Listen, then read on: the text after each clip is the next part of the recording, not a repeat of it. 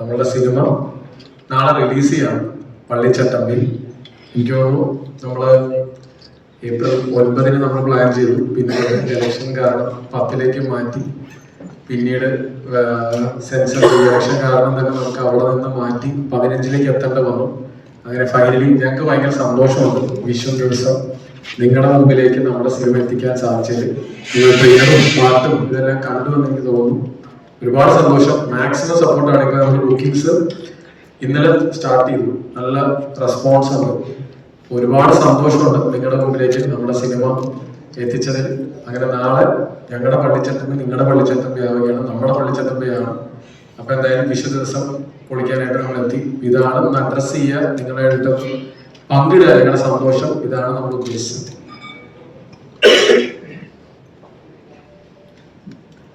എല്ലാവർക്കും advance happy Vishu.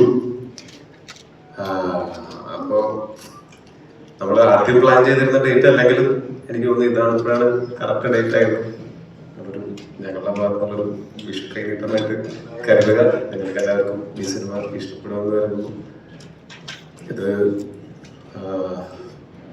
എൻ്റെ അടുത്ത് ഡിജോ സുരേഷ് ഏട്ടനും 2018 അവസാനത്തിൽ ഇതിൻ്റെ കഥ പറഞ്ഞപ്പോൾ മുതൽ ഞാൻ വളരെ എക്സൈറ്റഡ് ആയിട്ടുള്ള എലമെന്റ് അത് ഇപ്പോഴും ഈ സിനിമയിൽ വളരെ നന്നായി തന്നെ പ്രതിഫലിക്കുന്നുണ്ട് എന്നാണ് ഞാൻ വിശ്വസിക്കുന്നത്. പക്ഷെ ഇനിയിപ്പോൾ ഒരു ദിവസം കൂടെ ഉള്ളു. അപ്പോൾ ഈ സിനിമ റിലീസ് ആവുകയാണ്. അപ്പോൾ ഞങ്ങളതിനെ പറ്റിയിട്ട് എന്തൊക്കെ അവകാശവാദങ്ങൾ പറയുന്നു അതിനേക്കാളൊക്കെ ഉപരി ഒരു ദിവസം കൂടെ നാളെ വൈകുന്നേരം ഈ സമയത്ത് നിങ്ങൾ ഈ സിനിമ കണ്ടിട്ടുണ്ടോ? അപ്പോൾ നിങ്ങൾക്ക് നേരിട്ട് അറിയാൻ പറ്റുമായിരിക്കും. അപ്പോൾ ഞങ്ങൾ വളരെ പ്രതീക്ഷയോടെയും ആത്മാർത്ഥതയോടെയും തന്നെ ചെയ്തിട്ടുള്ളൊരു സിനിമയാണ്. നാളെ രാവിലെ മുതൽ അത് ഞങ്ങളുടെ മാത്രം സിനിമയല്ല, നിങ്ങളുടെ കൂടെ സിനിമയാണ്. അത്യന്തികമായിട്ട് നിങ്ങളെ എന്റർടൈൻ ചെയ്യുക എന്നുള്ളതാണ് ഞങ്ങൾ ചെയ്യുന്ന ഓരോ സിനിമകളുടെയും ഉദ്ദേശം. അത് ഈ സിനിമ കൊണ്ട് നടക്കട്ടെ, സംഭവിക്കട്ടെ എന്ന് ആഗ്രഹിക്കുന്നു. ഇപ്പോൾ നല്ല നല്ല കലക്കനായിട്ട് മലയാള സിനിമയിൽ നല്ല നല്ല വലിയ വലിയ ഹിറ്റുകൾ അത് എന്താ പറയുക, നമുക്കതിനകത്ത് ഈ പറഞ്ഞ പോലെ വരുന്നതിന് മുമ്പ് ഹൈപ്പോ ആന്റിസിപ്പേഷൻ ഇതിനേക്കാളൊക്കെ അപ്പുറത്ത് സിനിമയുടെ കണ്ടന്റ് കണ്ടിട്ടാണ് ആൾക്കാർ സിനിമകൾ വിജയിപ്പിക്കുന്നത്. അതാണ് ഒരു സിനിമാ വ്യവസായത്തിന്റെ ഏറ്റവും നല്ല ലക്ഷണം എന്ന് എനിക്ക് തോന്നുന്നു. അതങ്ങനെ തന്നെ തുടരട്ടെ. നല്ല സിനിമകൾ മാത്രം വിജയിക്കട്ടെ എപ്പോഴും എന്നാഗ്രഹിക്കുന്നു. ഇനിയും നല്ല സിനിമകളുടെ ഭാഗമാകാൻ എനിക്കും പറ്റട്ടെ എന്ന് ഞാൻ ആഗ്രഹിക്കുന്നു. ഈ സിനിമയ്ക്ക് ഞങ്ങളുടെ ക്രൂവിനും കാസ്റ്റിനും എല്ലാവർക്കും എന്താ പറയുക, എല്ലാവർക്കും എല്ലാവിധ ആശംസകളും നാളത്തേക്ക്. അപ്പോൾ നാളെ നിങ്ങൾക്ക് ഈ സിനിമ കാണാം, കണ്ടിട്ട് നിങ്ങൾക്ക് വിലയിരുത്താം. നിങ്ങൾക്ക് ഇഷ്ടപ്പെടാതിരിക്കാം, അതൊക്കെ നിങ്ങളുടെ വ്യക്തിപരമായിട്ടുള്ള അഭിപ്രായങ്ങളാണ്. ഇഷ്ടപ്പെട്ടാൽ ഇതിനകത്ത് പൈസ കൊടുക്കേണ്ടത് ആ പാവത്തിന്റെ മുഖം നോക്കും.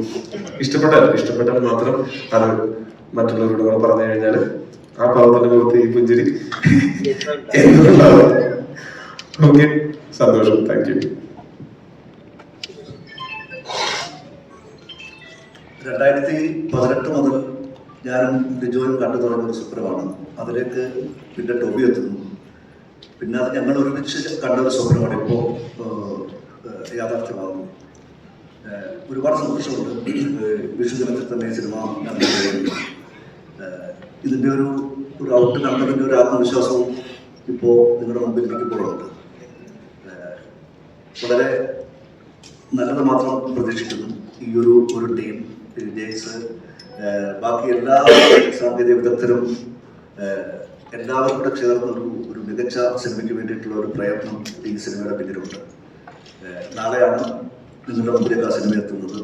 തീർച്ചയായിട്ടും നിങ്ങളുടെ സിനിമ കണ്ട് നിങ്ങളുടെ സത്യസന്ധമായ അഭിപ്രായങ്ങൾ നിങ്ങളുടെ മാധ്യമത്തിലൂടെ പറയുക. ടോബി പറഞ്ഞതുപോലെ ശുഭപ്രതീക്ഷയോടുകൂടിയാണ് തന്നെയാണ് ഞങ്ങളിരിക്കുന്നത്. Thank you. നമസ്കാരം. ഡിജിയോടുകൂടെ എൻ്റെ 4ാമത്തെ സിനിമയാണ്, ടോബിയുടെ 6ാമത്തെ സിനിമ. ക്വീൻ തൊട്ട് ഡിജിയോടെ ജേർണിയിൽ ഞാനുണ്ട്, എല്ലാ പടത്തിലും കൂടെ ഉണ്ട്. പിന്നെ അവൻ്റെ എന്താ പറയുക, ഈ ഒരു ഏറ്റവും നല്ല എഫേർട്ടായിട്ട്, വൺ ഓഫ് ദ ബെസ്റ്റ് എഫേർട്ടായിട്ട് എനിക്ക് തോന്നുന്ന സിനിമയാണ് പഠിച്ചിട്ടുണ്ട്. അതിൻ്റെ സ്റ്റോറി ഇൻസെപ്ഷൻ തൊട്ട് ഓരോ സ്റ്റേജിലും സുരേഷ് ഏട്ടോടെയും ഡിജോടോടെയും പല ഡിസ്കഷൻസിലായിരുന്നു. ആൻഡ് ഫൈൻഡ് ഔട്ട് കണ്ടപ്പം I think we have the best version ിലുള്ള ഏറ്റവും നല്ലൊരു വേർഷണൽ റൗട്ടാണ് ഇപ്പോൾ ഉള്ളത്. അതിൽ ടൊവിയും ബാക്കി എല്ലാവരും എടുത്ത എഫേർട്ട് ഒന്നും പറയാനില്ല. മീൻ അത് നിങ്ങൾ കാണുമ്പോൾ മനസ്സിലാവും. അതിലെ പാട്ട് ചിലപ്പോൾ ഭയങ്കരമായിട്ട് റിസീവ് ആയാലും അതും മിന്നലോടെ കഴിഞ്ഞിട്ട് അങ്ങനെ ഒരു പാട്ട് വന്നാലും, കാരണം ഈ സോങ്സ് ഇത്രയും ക്ലൗഡഡ് ആയിട്ട് നിൽക്കുന്ന ഒരു മ്യൂസിക്കൽ എന്താ പറയുക, ഒരു ഇൻഡസ്ട്രിയിലൂടെ ഒരു പാട്ട് ശരിക്കും റീച്ച് ചെയ്യാൻ തന്നെ ഭയങ്കര പാടാണ്. അപ്പൊ ഈ സ്റ്റക്ക് ടു ദ റൂട്ട്സ് ആ കാലഘട്ടത്തിനും ആ സിനിമയ്ക്ക് ആവശ്യമായ ലിറിക്സും ഈണമൊക്കെ ഒത്തു വന്നു. ടൊവിയോട് എന്തോ ഒരു കൈൻഡ് ഓഫ് ഒരു സിങ്കും മാജിക്കും ഉണ്ട്. Because all the songs have been working and എന്താ പറയാ, എല്ലാവരെയും പോലെ ഞാനും വളരെ ആകാംക്ഷയോടെ കാത്തിരിക്കുന്നു. വിഷുവിന് നിങ്ങൾക്ക് എൻജോയ് ചെയ്യാൻ പറ്റുന്ന ഒരു സിനിമയായി മാറട്ടെ. Thank you.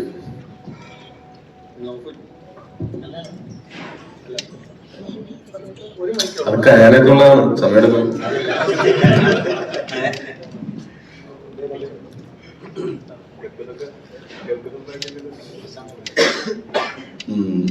ഇതുവരെയും സംസാരിച്ചവരൊക്കെ ഈ സിനിമയുടെ ആദ്യത്തെ ചിന്ത മുതൽ നാളെ പ്രേക്ഷകരിലേക്ക് എത്തുന്ന അവസാനത്തെ വെർഷൻ വരെ അതിൻ്റെ കൂടെ സഞ്ചരിച്ചവരാണ്. അഭിനേതാവെന്നുള്ള നിലയിൽ ഇതിൻ്റെ ഷൂട്ടിംഗ് സമയത്ത് അതിലേക്ക് ഇന്നാവുകയും ഡബിങ്ങോടുകൂടി ഇനിയും നിങ്ങളെപ്പോലെ തന്നെ ഒരു പ്രേക്ഷകനായിട്ട് ഇരിക്കുകയും ചെയ്യുന്ന ഒരാളാണ്. ഈ സിനിമയെ പറ്റി എൻ്റെ ഏറ്റവും വലിയ സന്തോഷം എന്താണെന്ന് വെച്ചാൽ, ഇതിൽ ഞാൻ ആദ്യമായിട്ടാണ് ഡിജോയുടെ കൂടെ വർക്ക് ചെയ്യുന്നത്, ആദ്യമായിട്ടാണ് ടൊവിയുടെ കൂടെ വർക്ക് ചെയ്യുന്നത്. ഈ സിനിമയുടെ ഷൂട്ടിംഗ് വേളയിൽ വളരെയധികം പ്രശ്നങ്ങളെയും പ്രതിസന്ധികളെയും അതിജീവിച്ചാണ് ഇതിൻ്റെ ഷൂട്ടിംഗ് നടന്നത്. ഒന്നാമത് ഇതൊരു വലിയ സിനിമയാണ്, ധാരാളം ആക്ടേഴ്സുള്ള, ജൂനിയർ ആർട്ടിസ്റ്റുകൾ ധാരാളമായിട്ടുള്ള ഒരു നാടിൻ്റെ കഥ പറയുന്ന സിനിമയാണ്. അപ്പോൾ അതിനെ കാലാവസ്ഥ വളരെ പ്രതികൂലമായി ബാധിച്ചു. ദിവസങ്ങൾ നമ്മൾ ഉദ്ദേശിച്ച പോലെ ഷൂട്ടുകൾ തീരാതെ പോയി. ആ സമയത്തൊക്കെ അതിൻ്റെ യാതൊരുവിധ പ്രഷറും ടെൻഷനും കാണിക്കാതെ കൂടെ നിന്ന ഒരു നിർമ്മാതാവ് നമുക്കുണ്ടായിരുന്നു. അതാണ് നൗഫൽ. ഒരു നിർമ്മാതാവ് എങ്ങനെ ആയിരിക്കണം എന്നുള്ളതിൻ്റെ ഒരു ഉത്തമ ഉദാഹരണമായിട്ട് നമുക്ക് നൗഫലിൻ്റെ പേര് പറയാം. അതുപോലെ തന്നെ ദിവസവും പ്ലാനുകൾ ചേഞ്ച് ആയിക്കൊണ്ടിരിക്കുന്ന സമയത്ത്, അതായത് പ്ലാൻ എയുമായി ലൊക്കേഷനിലെത്തി തെളിഞ്ഞ കാലാവസ്ഥയിൽ ഷൂട്ട് ചെയ്യാൻ വേണ്ടി എത്തുമ്പോൾ മഴ തുടങ്ങും, അപ്പോൾ പ്ലാൻ ബിയിലേക്ക് ഷിഫ്റ്റ് ചെയ്യും. പിന്നീട് മഴ മാറും, അപ്പോൾ പ്ലാൻ സിയിലേക്ക് ഷിഫ്റ്റ് ചെയ്യും. അങ്ങനെ പല തരത്തിലുള്ള പ്ലാൻ ഷിഫ്റ്റുകൾ നടത്തി ഈ സിനിമ പൂർത്തീകരിച്ച ഡിജോ ഒരു വലിയ കൈയടി അർഹിക്കുന്നുണ്ട്.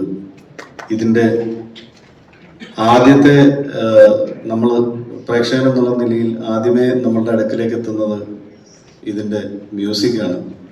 ആ പാട്ട് തന്നെ സൂപ്പർ ഹിറ്റാക്കിയ ജേക്സും ഒരു വലിയ കൈയടി അർഹിക്കുന്നുണ്ട്.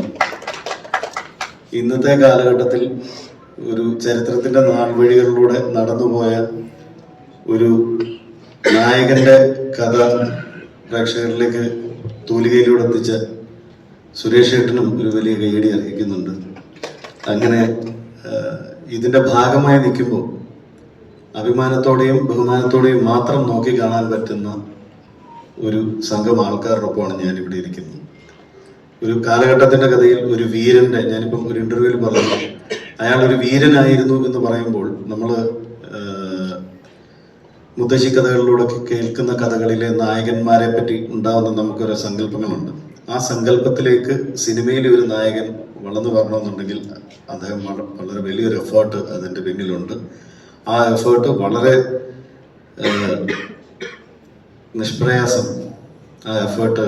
നിഷ്പ്രയാസം നമുക്ക് കാണുമ്പോൾ തോന്നുന്നതിന് വലിയൊരു എഫേർട്ട് കാണും. പക്ഷെ Tovi was up to it. അത്ര മനോഹരമായിട്ടാണ് ആ കാലഘട്ടത്തിലെ ആ പരിപാടികളൊക്കെ ചെയ്ത്. ഇനിയും ഏതാനും മണിക്കൂറുകൾ മാത്രമേ ഉള്ളൂ നമുക്ക് തിയേറ്ററിൽ അത് കാണാൻ. അതുകൊണ്ട് സ്പോയിലറുകളിലേക്ക് കടക്കുന്നില്ല. നാളത്തെ ദിവസം ഈ വിഷു ദിനത്തിൽ എല്ലാവർക്കും ഒരു ഗംഭീര കൈനീട്ടമാവട്ടെ പള്ളിച്ചട്ടമ്പി എന്ന് ആഗ്രഹിച്ചും പ്രാർത്ഥിച്ചും കൊണ്ട് നിർത്തുന്നു. Thank you.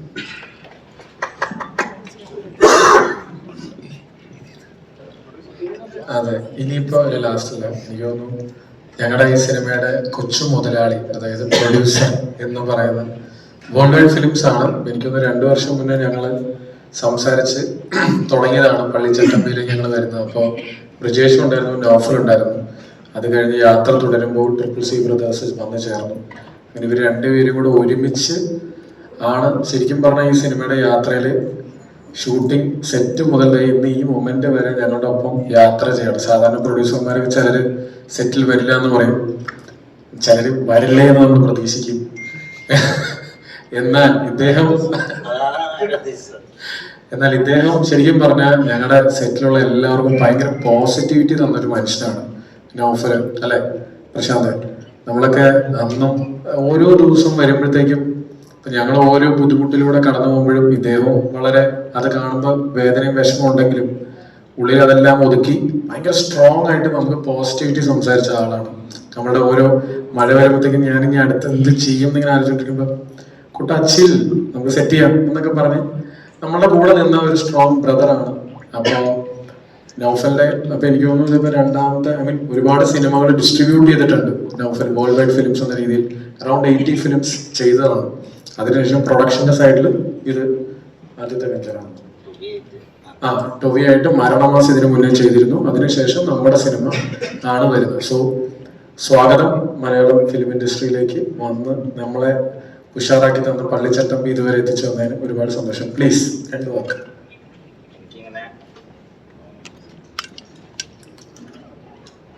ഭയങ്കരമായിട്ട് സംസാരിക്കാനൊന്നും അറിയില്ല, പക്ഷെ ഒരു അനുഭവം തന്നെയായിരുന്നു. ഒരു ഡിസ്ട്രിബ്യൂട്ടർ എന്നുള്ള രീതിയിൽ സിനിമയെ ഭയങ്കരമായി സ്നേഹിക്കുന്നതാണ് ഞാനും എൻ്റെ പാർട്ട്ണറും നമ്മുടെ കോ പ്രൊഡ്യൂസേഴ്സും എല്ലാവരും. അപ്പം ആദ്യം ഇങ്ങനെ ഇത്രയും വലിയൊരു സിനിമ നമ്മുടെ കമ്പനീനെ ഏൽപ്പിക്കാൻ ഡിജോ കാണിച്ച മറ്റേ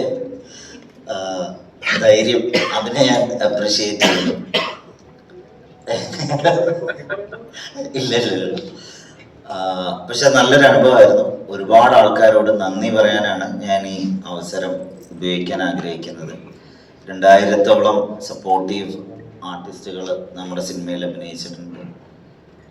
അതല്ലാണ്ട് ടൊവി മുതൽ ഒരുപാട് മലയാളത്തിലെയും തമിഴിലെയും തെലുങ്കിലെയും ഒക്കെ ഒരുപാട് ആർട്ടിസ്റ്റുകൾ നമ്മുടെ സിനിമയിൽ സഹകരിച്ചിട്ടുണ്ട്.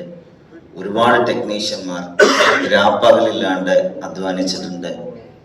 Jakes continuously giving back to back hits. നമ്മുടെ പടത്തിൽ ഇപ്പം 3 പാട്ട് റിലീസ് ചെയ്തു. 3ഉം വളരെ ഗംഭീരമായിട്ട് തന്നെ 3 പാട്ടും ആൾക്കാർ സ്വീകരിച്ചിട്ടുണ്ട്. അപ്പം ഈ അവസരം നന്ദിയാണ് ഞാൻ പറയാൻ ആഗ്രഹിക്കുന്നത്. എല്ലാവരോടും നന്ദി. ഈ പടമായി സഹകരിച്ച എല്ലാവരോടും ഒരുപോലെ ഞാനും എൻ്റെ പാർട്ട്ണർ ബ്രിജേഷിൻ്റെ പേരിലും നന്ദി പറയുന്നു. Thank you. നമസ്കാരം. മലയാള സിനിമയിലേക്ക് ഒരു പുതുമുഖ സംവിധായകൻ എന്ന രീതിയിലേക്ക് കടന്നു വന്ന് ഒരുപടി പുതുമുഖ താരങ്ങൾ വെച്ച് ആദ്യ സിനിമ ക്യൂൻ വൻ ഹിറ്റടിച്ച ഒരു സംവിധായകനാണ് ഡിജോ. അതിനുശേഷം പിന്നീട് പള്ളിച്ചട്ടിപ്പിലേക്ക് എത്തുമ്പോൾ എത്ര എക്സ്പീരിയൻസ് ഉണ്ട്. ഒരു വലിയ ക്യാൻവാസാണ് നൗഫലിക്ക ഡിജോ കൊണ്ടൊരുക്കിയിരിക്കുന്നത്. ടൊവി ഹീറോ ആയിട്ടുള്ള പടം നാളെ മലയാളികൾ നിങ്ങളിലേക്ക് എത്തുമ്പോൾ നിങ്ങൾ കാത്തിരിക്കുന്ന പോലെ തന്നെയാണ് ഞങ്ങളെല്ലാവരും ഈ സിനിമയെ കാത്തിരിക്കുന്നത്. വളരെ പ്രതീക്ഷയോടെ അതോടൊപ്പം തന്നെ ക്യൂൻ എന്ന വലിയ ആ സിനിമയിൽ എനിക്ക് അവസരം ഉണ്ടായിരുന്നു. അതിനുശേഷം ഈ സിനിമയിലും ഡിജോ എനിക്ക് അവസരം നൽകിയിരിക്കുന്നു. നമുക്ക് ഒരുമിച്ച് നാളെ ഇറങ്ങുന്ന ഈ പള്ളിച്ചട്ടമ്പി എന്നുള്ള സിനിമ നമുക്ക് ഒരുമിച്ച് ഏറ്റെടുത്ത് ഒരു വൻ വിജയത്തിലേക്ക് നമുക്ക് ഒരുമിച്ച് എത്തിക്കാം എന്ന് മാത്രമേ ഈ അവസരത്തിൽ എനിക്ക് പറയാനുള്ളൂ. Thank you. പ്രധാനമായിട്ട് എനിക്ക് അങ്ങനെ സംസാരിക്കാറില്ല. കുഴപ്പമില്ല, ഓക്കെ. എന്നെ ഇവരെ തല്ലി കയറ്റി വിട്ടതാണ്. എൻ്റെ കൂടെ വേറെയും ആർട്ടിസ്റ്റുണ്ട്. അപ്പൊ അവരെ പ്ലാൻ ചെയ്താൽ കാണാൻ പറ്റും. അപ്പൊ അവരെ തല്ലി കയറ്റി വിട്ടതാ. അപ്പോ പ്രത്യേകിച്ച് ഇപ്പൊ ഇവര് പറഞ്ഞത് തന്നെ പറയാനുണ്ട്. ശുഭപ്രതീക്ഷ. നാളെ എല്ലാവരും തിയേറ്ററിൽ പോയി കാണണം. പടം നന്നായിരിക്കും. എല്ലാവരും അഭിപ്രായം പറയുക. പിന്നെ അവസരം തന്ന ഡിജോ ചേട്ടനും കൂടെ നിന്ന് ടൊവി ചേട്ടനും നൗഫലിക്കും എല്ലാവർക്കും ഓരോരുത്തർ പേരെടുത്ത് ഞാൻ പറയുന്നില്ലേ. അപ്പൊ എല്ലാവർക്കും നന്ദി. പിന്നെ സപ്പോർട്ട് ചെയ്യുക. Thank you.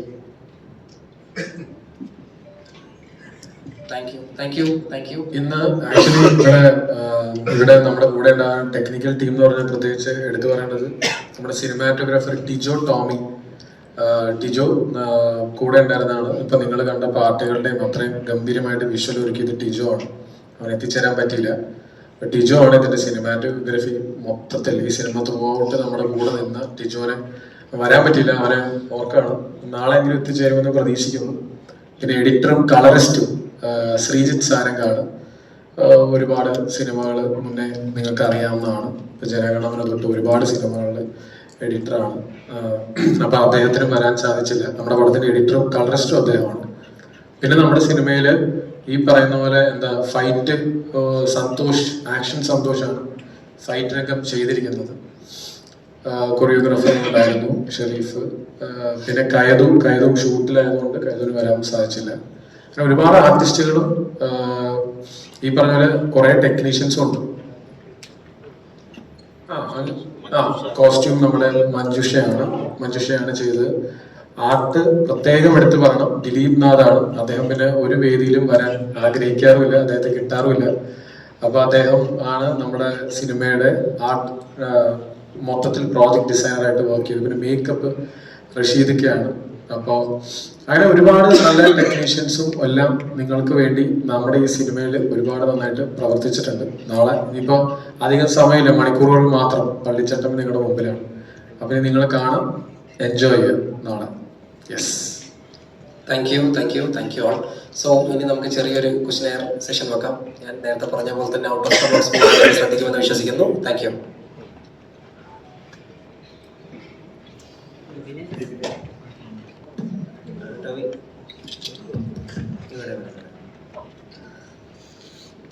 പുറത്തൊക്കെയുള്ള കുറെ ആക്ടേഴ്സിന് ഈ ഫിസിക്കൽ ട്രാൻസ്ഫോർമേഷൻ അവർ ചെയ്തിട്ട് അതൊരു വല്ലാത്ത ഹൈ ആയി അവർക്ക് അവരുടെ ശരീരത്തിനെ ഇങ്ങനെ ട്രാൻസ്ഫോം ചെയ്ത് കാണിക്കുന്ന ഒരു വല്ലാത്ത ലഹരിയാവുന്ന അവസ്ഥകൾ ഉണ്ടായിട്ടുണ്ട്. ഇപ്പോൾ ഡീൻ ഡെലുവിസ് എടുത്താലും ക്രിസ്ത്യൻ ബേലിനൊക്കെ തന്നെ ഈ ശരീരം ഇങ്ങനെ മാറ്റി മാറ്റി ഓരോ സിനിമയിലും പരീക്ഷിക്കുന്നുണ്ടല്ലോ.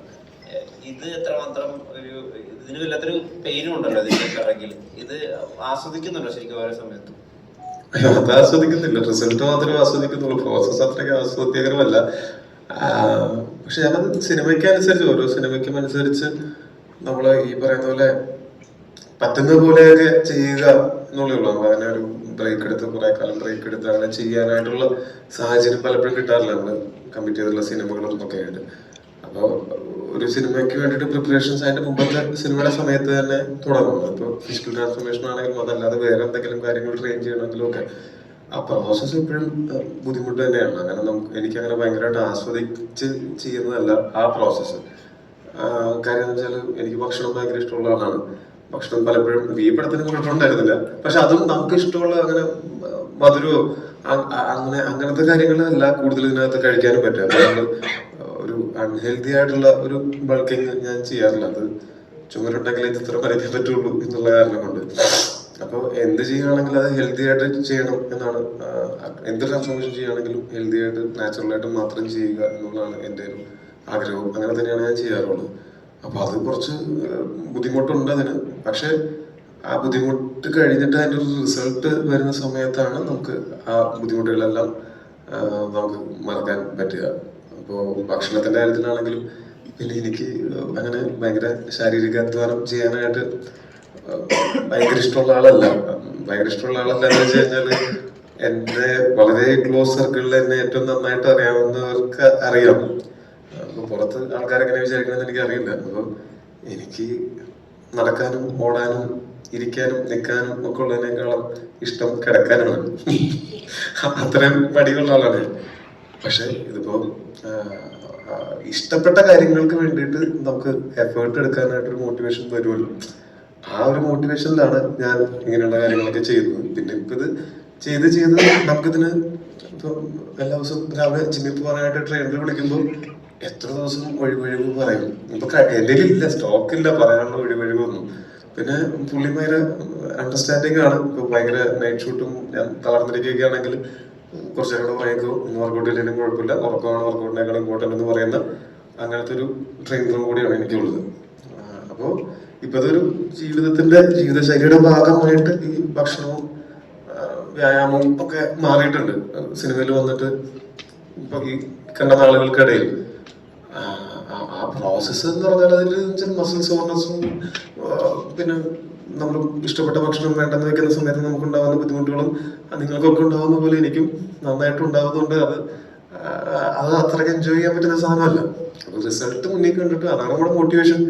പിന്നെ എന്തെങ്കിലും കാര്യം ചെയ്യുമ്പോൾ എല്ലാവരും ചെയ്യുന്നുണ്ട്, അതിൽ നിന്ന് എന്ത് മാറ്റം എനിക്ക് ഞാൻ ചെയ്യുന്ന കാര്യങ്ങളും ചെയ്യാൻ പറ്റും എന്നുള്ളൊരു ചിന്തയിൽ നിന്നാണ് ആ ഒരു 1 extra mile നമ്മൾ സ്വയം പുഷ് ചെയ്ത് ചെയ്യുന്നത്. എന്നെ സംബന്ധിച്ചിടത്തോളം ഈ സിനിമ നടക്കുന്ന കാലഘട്ടം ഒരു 75 വർഷങ്ങളെങ്കിലും പിറകിലാണല്ലോ. അപ്പോൾ ആ സമയത്ത് ഇപ്പോൾ പാൻറ് ഇടാതെ നടക്കുന്ന ആളുകൾ, മലയാളത്തിന്റെ അക്ഷരലിപി തന്നെ വേറെ രീതിയിൽ, അല്ലെങ്കിൽ വാക്കുകൾ വേറെ രീതിയിൽ. അപ്പം മാത്രമല്ല ഇതിനകത്ത് ഒരു ഗുരുവും കൂടിയാണ്, ഒരു മാസ്റ്ററും കൂടിയാണല്ലോ. അപ്പം നമുക്കറിയാത്തൊരു കാലഘട്ടത്തിന് വേണ്ടി ഇപ്പോൾ ഓത് ബാക്കപ്പ് ഒക്കെ നന്നായിട്ട് എടുത്ത ആക്ടറുണ്ട് ശ്രീ മമ്മൂക്കയൊക്കെ അതിന്റെ എക്സാമ്പിൾ ആണ്. അദ്ദേഹം ഈ പടക്കം വീരകഥ ചെയ്യുമ്പോൾ ആ ഡയലോഗ്സ് MT സാറിനെ കൊണ്ട് തന്നെ നറേറ്റ് ചെയ്യിപ്പിച്ച് CD-യിലാക്കി കാർ പ്ലേ ചെയ്തുകൊണ്ടാണ് അദ്ദേഹം ഇത്രയും ഗംഭീര ഡയലോഗുകൾ പറയുന്നത്. അപ്പോൾ ഇതിന്റെ ഒരു ഇന്റേണൽ പ്രോസസ്സ് കൊണ്ടുണ്ടല്ലോ, അത് എത്രമാത്രം അക്കാഡമിക് ആയിട്ട് സമീപിക്കാൻ പറ്റുന്നുണ്ട്? ഈ സിനിമയുടെ ഇത് പൂർണ്ണമായിട്ടും ഞാൻ എല്ലാ സിനിമകൾക്കും അങ്ങനെ തന്നെ ചെയ്യാറ്. ഞാൻ ഭയങ്കരമായിട്ട് ഡയറക്ടറിനെയും റൈറ്ററിലേക്ക് ഡിപ്പെൻഡ് ചെയ്യുന്ന ഒരാളാണ്.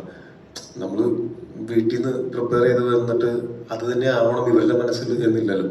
അപ്പോൾ നമ്മുടെ പ്രിപ്പറേഷന് ഇവരുടെ സഹായം ഭയങ്കരമായിട്ട് ആവശ്യമുണ്ട്. ഇപ്പോൾ സ്ക്രിപ്റ്റ് എഴുതുന്ന സമയത്ത് തന്നെ അത്യാവശ്യം നല്ല റിസർച്ച് ചെയ്തിട്ട് തന്നെയാണ് സുരേഷ് ഏട്ടനത് ചെയ്തിട്ടുള്ളത്. പിന്നെ 1950-60 നടക്കുന്നു എന്ന് പറയുന്നുണ്ടെങ്കിലും ഈ സിനിമ ഇറങ്ങുന്നത് 2026 കാരണം കൊണ്ട് പലതും നമ്മൾ അതേപോലെ തന്നെ ഫോളോ ചെയ്ത് കഴിഞ്ഞാൽ കാണുമ്പോൾ അത് കല്ലുകടി ഉണ്ടാകും. പ്രത്യേകിച്ച് ഈ സമയത്ത് ആളുകൾ അതല്ല പ്രതീക്ഷിക്കുന്നത്. അപ്പോൾ ഇപ്പോഴത്തെ ആൾക്കാർക്കും അപ്പീലിംഗ് ആവുന്ന, എന്നാൽ ഇപ്പോഴത്തെ കാലത്ത് പല വാക്കുകളും നമുക്ക് ഉപയോഗിക്കാൻ പറ്റില്ല. അപ്പോൾ അങ്ങനെ ഡയലോഗ് വരുമ്പോൾ എന്തെങ്കിലും സംശയം തോന്നിയാൽ തന്നെ ഉടനെ തന്നെ സുരേഷ് ഏട്ടൻ്റെ അടുത്താണ് കാര്യം. കൂട്ടത്തിൽ പ്രായമുള്ള പുള്ളി ആയത് കാരണം കൊണ്ട് ഇങ്ങനെ പഴയ വാക്കുകളെ പറ്റി ഞങ്ങളെക്കാൾ ധാരണ അദ്ദേഹത്തിന് ഉണ്ടാവും എന്നുള്ളതുകൊണ്ടും മാത്രമല്ല പുള്ളി നല്ല വായനയും റിസർച്ചും ഒക്കെ ചെയ്തിട്ടുള്ള ആളാണ് എന്നുള്ളത് കൊണ്ടും അങ്ങനെയുള്ള വാക്കുകൾ പരമാവധി വരാതിരിക്കാനായിട്ട് നമ്മൾ ശ്രമിച്ചിട്ടുണ്ട്. എന്നാൽ നമ്മൾ ഈ 50s തന്നെ സംസാര രീതി നമ്മൾ ഇതിൽ ഉപയോഗിക്കാൻ ശ്രമിച്ചാൽ എന്തുണ്ടാവുമെന്ന് വെച്ചാൽ നമുക്ക് ഈ 75 വർഷത്തിന്റെ മാറ്റം എന്ന് പറഞ്ഞാൽ അതിഭയങ്കരമായിട്ടുള്ളൊരു മാറ്റമാണ്. ഭയങ്കരമായിട്ട് നാടകീയമായിട്ടൊക്കെ തോന്നിയേക്കാം ആ വാക്കുകൾ തന്നെ. ഇപ്പോൾ എനിക്ക് ഒരു പഴയ പുസ്തകത്തിൽ ഞാൻ വായിച്ചാൽ നമ്മൾക്ക് വളരെയധികം എന്ന് പറയുന്നത് പണ്ട് വളരെ ധാരാളം എന്ന് പറയുന്നൊരു യൂസേജ് ഉണ്ടായിരുന്നു. അപ്പൊ ആ യൂസേജ് ഇപ്പോൾ വരുന്ന സമയത്ത് ചിലപ്പോൾ പെട്ടെന്നൊന്നും അപ്പോൾ ഇപ്പോഴത്തെ ആൾക്കാർക്ക് അപ്പീലിംഗ് ആവുന്ന, എന്നാൽ ഇപ്പോഴത്തെ ആളുകൾ സംസാരിക്കുന്ന പോലെ അല്ലാതെ അപ്പോഴത്തെ ആളുകൾ സംസാരിക്കുന്നത് എന്ന് എല്ലാവർക്കും ഫീൽ ചെയ്യാവുന്ന രീതിയിൽ ചെയ്യുക എന്നുള്ളത് മാത്രമേ നമുക്ക് ചെയ്യാൻ പറ്റുള്ളൂ. അപ്പോൾ അങ്ങനെയുള്ളൊരു എഫേർട്ട് തീർച്ചയായിട്ടും ഇവരുടെ ഭാഗത്ത് നിന്ന് ഓൾറെഡി ഉണ്ടായിട്ടുണ്ട്.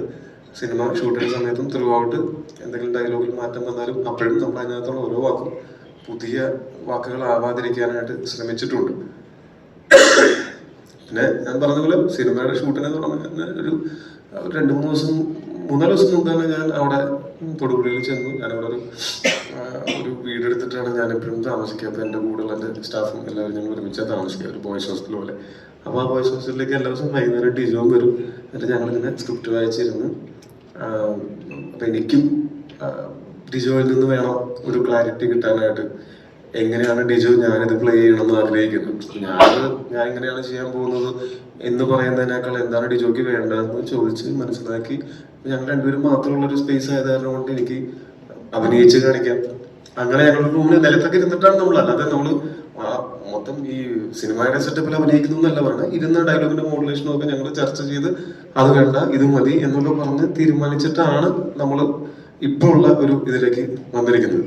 പിന്നെ ഈ സിനിമയുടെ ഷൂട്ടിന്റെ സമയത്താണെങ്കിലും എനിക്ക് ചെയ്യാവുന്നത് ഞാൻ ഈ പടത്തിൽ അഭിനയിക്കുന്ന ഒരു നടൻ മാത്രമാണ്. അപ്പോൾ എനിക്കെന്ന് വെച്ചാൽ ഞാൻ ഇവരുടെ ഒരു ടൂളാണ്. ആ ടൂളായിട്ട് ഏറ്റവും ആത്മാർത്ഥമായിട്ട് എന്നെ കൊണ്ട് കഴിയുന്ന പോലെ പ്രവർത്തിക്കുക, ഒപ്പം എൻ്റെ മനോധർമ്മം കൂടെ സ്വാഭാവികമായിട്ടും അഭിനയത്തിന്റെ വേണ്ടി ഉപയോഗിക്കുക എന്നുള്ളതാണ്. അപ്പൊ അങ്ങനെ ഞാൻ എന്നെ തന്നെ സറണ്ടർ ചെയ്ത ഒരു 4-5 മാസം അല്ലെ, 5 മാസത്തോളം നമ്മൾ അവിടെ തന്നെ തൊടുപുഴ തന്നെ എല്ലാവരും ഒരുമിച്ചുണ്ടാവും.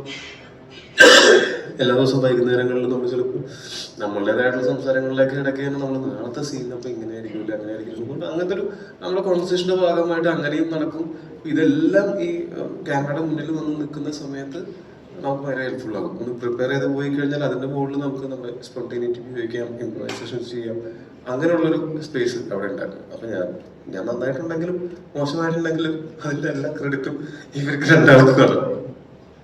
അതുപോലെ സിനിമയും നന്നായിട്ടുണ്ടെങ്കിൽ മോശമായിട്ടുണ്ടെങ്കിൽ അത് ഇവർക്ക് രണ്ടുപേർക്കും ഉണ്ട് അതിന്റെ ക്രെഡിറ്റ്. നമ്മളൊക്കെ അതിനകത്ത് ടൂൾസ് മാത്രമാണ്. നന്നായിട്ടുണ്ട്, പേടിക്കണ്ട.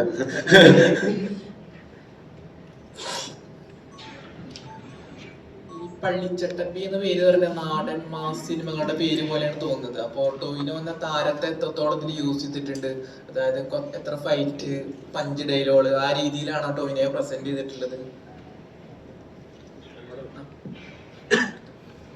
അല്ല, ഈ പള്ളിച്ചട്ടമ്പി എന്ന പേര് ഇപ്പൊ ഈ പറഞ്ഞ നാടൻ മാസ് എന്ന് നിങ്ങൾക്ക് തോന്നുമെങ്കിലും ഇതൊരു കാലഘട്ടത്തിന്റെ സിനിമയാണ്, ഒരു നാടിന്റെ സിനിമയാണ്. 1950 തൊട്ട് 60കളിൽ വരുന്ന ആ ഒരു പശ്ചാത്തലം മുന്നിൽ നിർത്തിയിട്ടാണ് നമ്മൾ സിനിമ മൊത്തം സെറ്റ് ചെയ്തിരിക്കുന്നത്. ആ ബാക്ക് ഡ്രോപ്പ് ഭയങ്കര ഇമ്പോർട്ടൻ്റ് ആണ്. അപ്പൊ ഇനി ആ നാടും ആ നാട്ടിലെ നായകന്റെ കഥയാണ് പള്ളിച്ചട്ടമ്പി. ആ പേര് എങ്ങനെ വന്നു ചേർന്നു, ഇതെല്ലാം ആക്ച്വലി സിനിമയുടെ ഭാഗമാണ്. ചട്ടമ്പി എന്ന് പറയുന്നത് നമ്മൾ കേട്ടിട്ടുണ്ടാവും, പക്ഷെ പള്ളിച്ചട്ടമ്പി അതെന്തിന്, എങ്ങനെ, അതാണ് ആക്ച്വലി ഈ സിനിമയുടെ ഓവറോൾ ഒരു ഡ്രൈവ്. ഇതിൽ ഈ പറഞ്ഞ പോലെ ചട്ടമ്പി എന്ന് പറയുന്ന പോലെ, ഇപ്പൊ നേരത്തെ ടോബി പറഞ്ഞ പോലെ ഓരോ വാക്കും പണ്ട് നമ്മൾ ഉപയോഗിച്ചിരുന്നതിന്റെ ഒരു അർത്ഥമല്ല ഇപ്പൊ ആക്ച്വലി ചട്ടമ്പി എന്ന് പറയുമ്പോൾ നമുക്ക് തോന്നും ഒരു തല്ലുണ്ടാക്കുന്നവൻ, അല്ലെങ്കിൽ ഇപ്പൊ നമ്മുടെ വീട്ടില് പറയും ഇവിടെ ചട്ടമ്പി തരം കാണിക്കല്ലോ കേട്ടോ എന്നൊക്കെ പറഞ്ഞ കോൺവെർസേഷൻ വരുന്നല്ലോ. പക്ഷെ അങ്ങനെയല്ല, പണ്ട് ചട്ടമ്പി എന്ന് പറഞ്ഞാൽ അതിന് ടോട്ടലി വേറൊരു ഡൈമെൻഷൻ ആയിരുന്നു ആ വാക്കിന്റെ അർത്ഥത്തിന് പോലും. അതായത് ചട്ടങ്ങൾ അറിയാവുന്നവൻ, അല്ലെങ്കിൽ ആ ഒരു മാസ്റ്റർ എന്നൊക്കെ നേരത്തെ പറഞ്ഞ പോലത്തെ ഒരു രീതിയിലാണ് ആ ക്യാരക്ടർ ഡിപ്പിക്ട് ചെയ്തത്. ഒരു നാടിന്റെ നായകനായിട്ട് പോർട്രേ ചെയ്യാൻ പറ്റുന്ന ഒരാളെയാണ് നമ്മൾ കൊണ്ടുവരുന്നത്. പിന്നെ ഈ സിനിമയ്ക്ക് വേണ്ട മാസ് എലിമെന്റുകൾ എന്ന് പറഞ്ഞാൽ ഡയലോഗുകളാണെങ്കിലും ഫൈറ്റുകളാണെങ്കിലും എല്ലാം, ഈ പറഞ്ഞ ഫാമിലി ഇമോഷൻ ആണെങ്കിലും പാട്ടുകളാണെങ്കിലും എല്ലാം അളവിന് നമ്മൾ വെച്ചിട്ടുണ്ട്, ഒന്നും അധികമായിട്ട് വെച്ചിട്ടില്ല. കാര്യം ഈ സിനിമ തന്നെ ഏകദേശം 2.25 മണിക്കൂർ ആണ് നമ്മുടെ സിനിമയുടെ ലെങ്ത്തും. അപ്പൊ നിങ്ങൾക്കറിയാം എല്ലാം കറക്റ്റ് അളവിനാണ് നമ്മൾ പ്ലേസ് ചെയ്തിരിക്കുന്നത്. ഫൈറ്റ് ഉണ്ട്, പാട്ടുണ്ട്, റൊമാൻസ് ഉണ്ട്, ഫാമിലി ഇമോഷൻസ് ഉണ്ട്, എല്ലാം തന്നെ ഉണ്ട്. അപ്പോൾ ബാക്കിയത് നിങ്ങൾ ഇനിയിപ്പോ മണിക്കൂർ മാത്രമല്ലേ ഉള്ളൂ, നേരെ വന്ന് കണ്ടിട്ട് പറയാം. ട്രെയിലറിന്റെ അടിയിൽ വന്ന 2 കമന്റാണ്, മറവത്തൂർ കനവിലെ മമ്മൂക്കയുടെ കഥാപാത്രത്തിന് ലുക്കിൽ സാമ്യം വരുന്നുണ്ട രീതിയിൽ.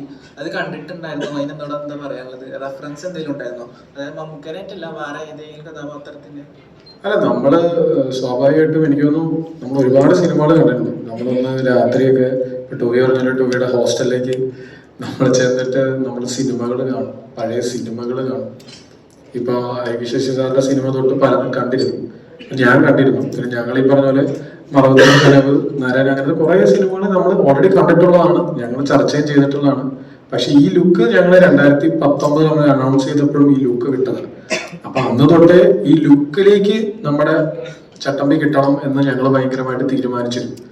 അപ്പോൾ അത് ടോവി പറഞ്ഞ പോലെ ലാസ്റ്റത്തെ സിനിമയുടെ ഷൂട്ടും കഴിഞ്ഞ് കുറച്ച് നാളെ വെയിറ്റ് ചെയ്ത് മുടിയൊക്കെ അല്ലെങ്കിൽ മീശയൊക്കെ വളർത്തിയിട്ടാണ് നമ്മളെ ഫൈനലി തലമുടി വെട്ടുന്നതിന് മുന്നേ റെഡി അടിച്ചോ എന്ന് പറഞ്ഞിട്ടാണ് നമ്മൾ തലമുടി അതേപോലെ പറ്റ കെട്ടിച്ച്. കാര്യം എന്താണെന്ന് വെച്ചാൽ അന്നത്തെ കാലഘട്ടത്തിൽ ഈ പറഞ്ഞതുപോലെ ഇപ്പൊ ഞങ്ങൾ കണ്ട കാലഘട്ടത്തിൽ, ഇപ്പൊ ഞാനും സുരേഷേട്ടനൊക്കെ എഴുതിയ കാലഘട്ടത്തിൽ നമ്മളൊരു ചട്ടമ്പി എന്ന് പറയുമ്പോൾ അതിന് അങ്ങനത്തെ ഒരു ലുക്ക് ഉണ്ടായിരുന്നു.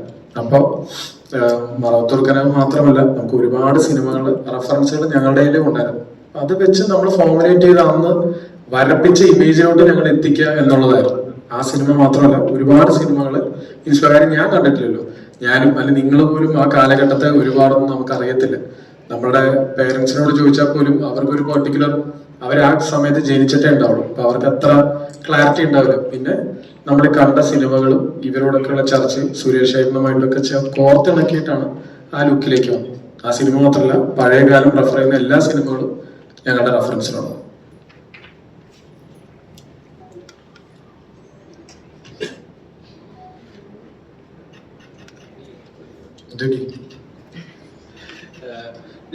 നോർമലി ഒരു സിനിമ ഇപ്പോൾ നമ്മളൊരു കഥ എഴുതുമ്പോൾ നമ്മുടെ ഒരു എന്താ പറയുക, നമ്മുടെ ഇമാജിനേഷൻ ഉണ്ട്, ആ കഥാപാത്രം നയിക്കുന്ന വഴിയിലൂടെ നമ്മൾ പോകുന്നത്.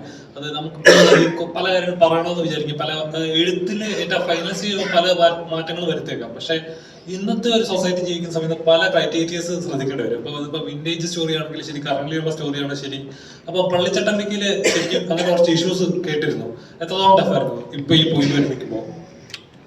അതെ, ഈ കാലഘട്ടത്തിൽ ആ സിനിമ ചെയ്യുമ്പോൾ പ്രശ്നങ്ങളല്ല. നമ്മളിപ്പം സ്റ്റോറിയിൽ സെൻസറിങ്ങിന്റെ ഇഷ്യൂസ് നടന്നിരുന്നു. അപ്പം ഒരു കഥ ചെയ്ത ആദ്യമേ സ്റ്റോറി പിന്നീട് ഒന്ന് പൊളിച്ചു മാറ്റി എന്ന് കേട്ടിരുന്നു. അല്ല, അത് ആക്ച്വലി സെൻസർ ഇഷ്യൂ അതും തമ്മിൽ ബന്ധമില്ല. പക്ഷെ നമ്മൾ 2018 ഈ സിനിമയിൽ സുരേഷേട്ടൻ പറയുന്ന അന്ന് തൊട്ട് നമ്മൾ ഏകദേശം ഒരു 8 വർഷം എടുത്തു ഇന്നിപ്പോ സിനിമ പൂർത്തി. അപ്പൊ അതിന്റെ ഇടയിൽ ഓരോ വെള്ളിയാഴ്ചകളിലും നമ്മൾ ഓരോ സിനിമകൾ വരിക. അപ്പൊ നമുക്കറിയാലോ നമ്മളുടെ സിനിമയുടെ മെയിൻ പ്ലോട്ട് സെയിം തന്നെയാണ്. നമ്മുടെ നായകൻ, നാട്, ഇതെല്ലാം സെയിം, അതിൽ വ്യത്യാസമൊന്നുമില്ല. പക്ഷെ അതിന്റെ പ്ലേസ്മെന്റിൽ കുറെ വേരിയേഷൻസ് ഉണ്ടായിരുന്നു. അത് ഈ പറഞ്ഞ പോലെ ഓരോ വർഷം കൂടുമ്പോൾ ഒരു 2-3 വേരിയേഷൻസ് ഞാനും സുരേഷേട്ടനും മാറ്റി ഞങ്ങൾ ഏകദേശം 3 ഡ്രാഫ്റ്റോളം ആക്കിയിട്ടാണ് നമ്മുടെ ഫൈനൽ ഒരു പൊസിഷനിലേക്ക് വരുന്നത്. അതിലേക്ക് എത്തിയിട്ട് പിന്നെ സബ് ലെയേഴ്സ് ഒക്കെ കുറെ ചേഞ്ചസ് ഒക്കെ വരുന്നത്. അതൊക്കെ ബേസിക്കലി കാലഘട്ടം ആവശ്യപ്പെട്ട മാറ്റങ്ങളാണ്. അതായത് മുന്നേ ഒരു സിനിമയുടെ ഒരു ബേസ് സെക്ഷൻ അങ്ങനെ വന്നെങ്കിൽ ഇനിയിപ്പോ നമ്മള് അത് ഉപയോഗിക്കണ്ട, പകരം അതിന്റെ പ്രമേയം ജസ്റ്റ് ഒന്ന് മാറ്റി വെച്ച് വേറൊരു ഏരിയ വെക്കാം. പക്ഷെ നമ്മുടെ ബേസ് പ്ലോട്ട് സെയിം തന്നെയാണ്. പിന്നെ ഈ സെൻസറിന്റെ കാര്യം പറഞ്ഞത് അതും നമ്മളുടെ കാലഘട്ടം ആക്ച്വലി ഞാൻ പറഞ്ഞില്ല, കേരളം ആക്ച്വലി 1957-58 കാലഘട്ടമൊക്കെ നമുക്ക് ഭയങ്കര ഇമ്പോർട്ടൻ്റ് ആണ്, അറിയാലോ. ഈ EMS ഭരണത്തിൽ വരുന്നത് നമ്മുടെ കേരളത്തിൻ്റെയൊക്കെ ഏറ്റവും ചരിത്രപരമായിട്ടുള്ള ഒരു കാലഘട്ടമാണ്. അപ്പൊ ആ കാലഘട്ടം നമ്മുടെ ബാക്ക്ഡ്രോപ്പിൽ നമ്മൾ റെഫർ ചെയ്യേണ്ടത് വരുന്നതുകൊണ്ട് ചെറിയ ചെറിയ പരാമർശങ്ങൾ, പേരുകളൊക്കെ ഒന്ന് ജസ്റ്റ് ട്വീക്ക് ചെയ്യുക, അങ്ങനത്തെ കുറച്ച് കൺസേൺസ് മാത്രമേ ഉണ്ടായിരുന്നുള്ളൂ സെൻസറിലാണ്. വേറെ അങ്ങനെ പ്രശ്നങ്ങളൊന്നും ഉണ്ടായിരുന്നില്ല. പക്ഷെ അത് ഈ പറഞ്ഞ നമുക്ക് ബേസിക്കലി ഉണ്ടായിരുന്ന ഇലക്ഷൻ വന്നതുകൊണ്ടാണ് നമുക്കത് ഒന്ന് മാറ്റി 10-ാം തീയതി വെച്ചത്. പക്ഷെ അപ്പോഴും നമുക്ക് സെൻസർ ഇട്ടാണ്ട് വന്നുകൊണ്ട് പിന്നീട് അത് മാറ്റി 15-ലേക്ക് ആക്കിയിരുന്നു. അതാണ് അതിൻ്റെ ഒരു നോർമലി ഒരു ആക്ടറെ സംബന്ധിച്ച് അവരുടെ ബാരിയേഴ്സ് ബ്രേക്ക് ചെയ്യുക എന്ന് പറയുന്നത് ചെറിയൊരു കാര്യമല്ല. അപ്പൊ നമ്മൾ കിട്ടുന്ന കഥാപാത്രം അതിന്റെ ഒരു എക്സ്ട്രീം ലെവലിൽ അല്ലെങ്കിൽ ആ കഥാപാത്രമായി മാറുക എന്ന് പറയുന്നത് ചെറിയൊരു പ്രോസസ് അല്ല. ഇതിലെ ചട്ടമ്പിയാണെങ്കിൽ ചട്ടമ്പിയായിട്ട് മാറുമ്പോൾ ഉണ്ടാകുന്ന ഇപ്പം നാളെ തന്നെ ചാക്കച്ചന്റെ മറ്റൊരു പടമാണ് ദുരൂഹ സാഹചര്യത്തിൽ. അപ്പൊ അതിലെ കഥാപാത്രങ്ങളും എന്റെ ഒരു ബോഡി ട്രാൻസ്ഫോർമേഷൻ നടത്തുന്ന നമുക്ക് പെട്ടെന്ന് റിലേറ്റ് ചെയ്യാൻ പോലും പറ്റുന്ന ഒരു ട്രാൻസ്ഫോർമേഷൻ ആണ്. അപ്പം ടോവിന് എത്രത്തോളം കെയർഫുൾ ആണ് വരുന്ന കഥാപാത്രങ്ങൾ എനിക്ക് പ്രേക്ഷകർ എന്നെ ഒരിക്കലും പ്രേക്ഷകൻ കാണരുത് എന്നുള്ള ഒരു ആക്ടറിന്റെ ഒരു ഇതുണ്ടല്ലോ, എത്രത്തോളം ടഫ് ആയിരുന്നു? അല്ല, അത് ടഫ് തന്നെയാണ്. കാര്യം അൾട്ടിമേറ്റ്ലി ഞാനാണല്ലോ അത് ചെയ്തത്.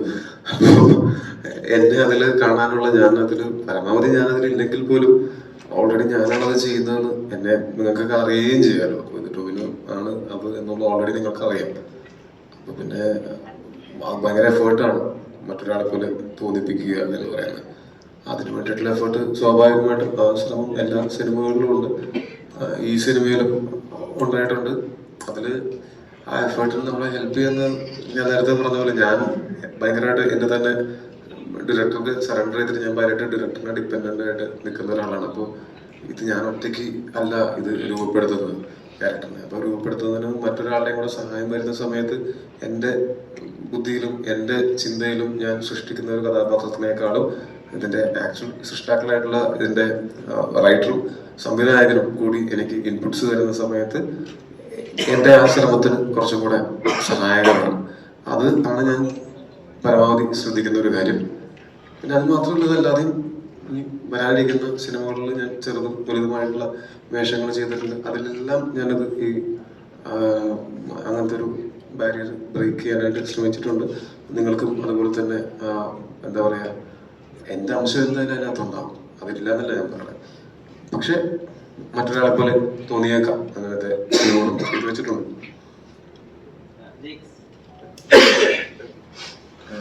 ജെയ്ക്സിന്റെ വർക്കിൽ വളരെ പ്രിസൈസ് ആയിട്ട് വളരെ ഡീറ്റെയിൽ ആയിട്ട് കണ്ടിട്ടുള്ളത് ഓരോ ഒരു പ്രധാനപ്പെട്ട അതിലത്തെ ഒരു കഥാപാത്രമാണ് നായ കഥാപാത്രത്തിന് കൊടുക്കുന്ന തീം മ്യൂസിക്കിനുള്ള ബാക്കിങ്ങിന് പലപ്പോഴും മെറ്റഫറുകളൊക്കെ ഉപയോഗിക്കാറുണ്ട്. ഇപ്പോൾ സൂര്യ സാറ്റർഡേയിൽ ഈ നരകാസുരന്റെയും കൃഷ്ണന്റെയും കാര്യം എടുത്ത് പറയുന്നത്, അല്ലെങ്കിൽ തുടരൂരിലെ ഒരു ഒറ്റയാന എടുത്ത് കാണിക്കുന്നത്. അപ്പം അങ്ങനെയുള്ള മെറ്റഫറുകളും കൂടി പ്ലേസ് ചെയ്യുമ്പോൾ ആളുകൾക്ക് ഭയങ്കര ഇമ്പാക്ട്ഫുൾ ആണ് അതിന്റെ തീം മ്യൂസിക്. ഇപ്പം പള്ളിച്ചട്ടമ്പി എന്നുള്ള പേരിൽ അതിനാണ് അങ്ങനെ ഒരു സ്കോപ്പ് ഉണ്ടല്ലോ.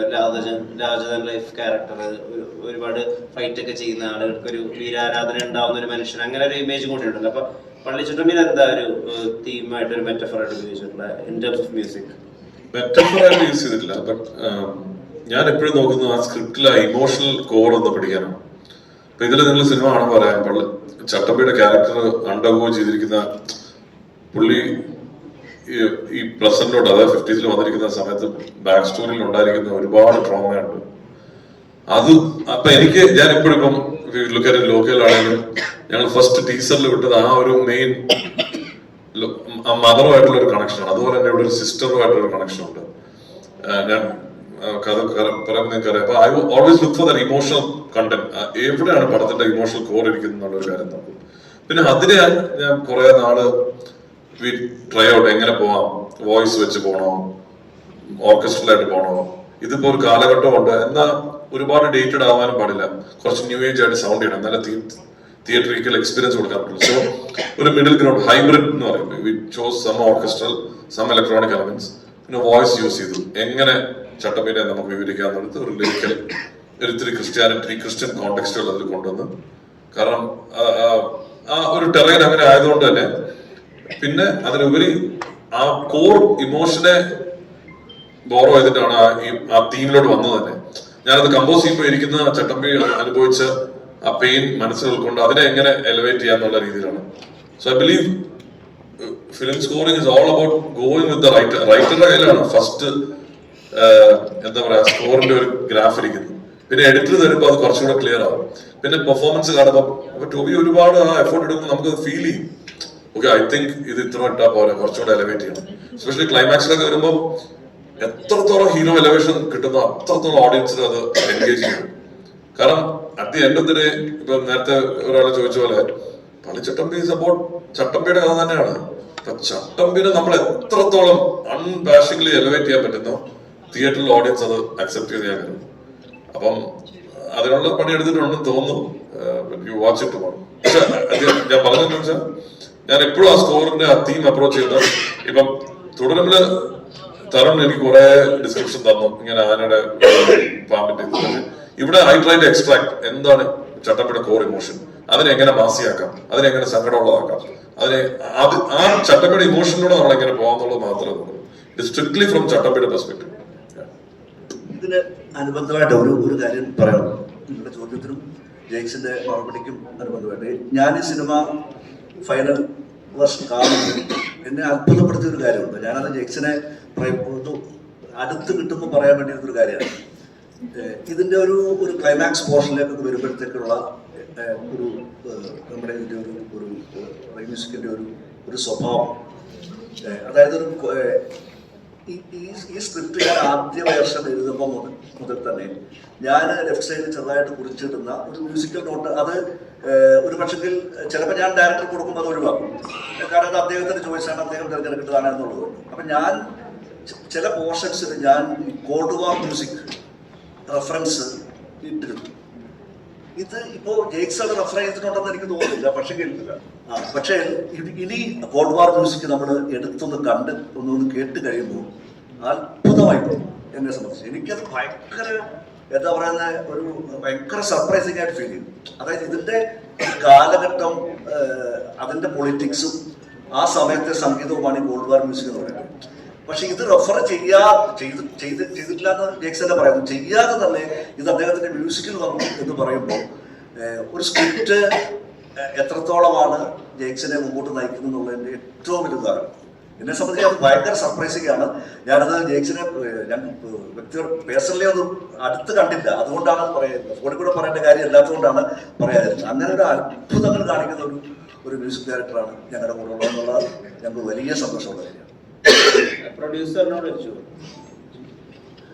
ഇപ്പൊ ഈ സിനിമയെ സംബന്ധിച്ചിടത്തോളം ഈ കാലഘട്ടത്തിൽ ഉപയോഗിക്കുന്ന ഒരു പ്ലാസ്റ്റിക്കിന്റെ ഒരു ബക്കറ്റ് പോലും ഏറ്റവും മിനിമലായ ഒരു കാര്യം അതുപോലും കാണിക്കാൻ പറ്റാത്ത അവസ്ഥയാണ്. അപ്പൊ അതിനുപോലും ആർട്ട് സൈഡിൽ ചിന്തിക്കണം.